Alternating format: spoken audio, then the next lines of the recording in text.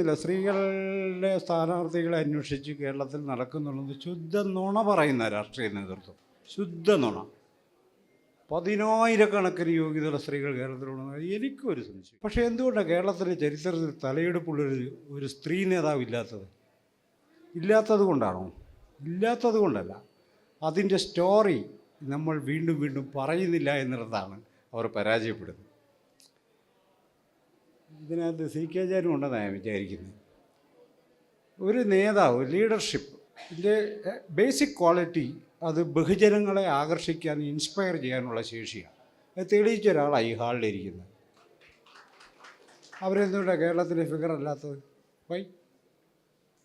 അവിടെയാണ് ഈ tribal cast status പ്രവർത്തിക്കുന്ന അവിടെ. കേരളത്തിൽ സ്ത്രീകൾക്കിടയിൽ നിന്നും ലീഡേഴ്സ് ഉയർന്നു വരാത്തതല്ല പ്രശ്നം. സ്ത്രീകളെ സംബന്ധിച്ച് സമൂഹത്തിൻ്റെ കാഴ്ചപ്പാട് സബോർഡിനേറ്റ് സെൽഫായിട്ടാണ് അതിനെ നമ്മൾ കാണുന്നത്. ഇവരെത്ര പ്രഗത്ഭരായാലും പൊതുസമൂഹം കാണുന്നില്ല.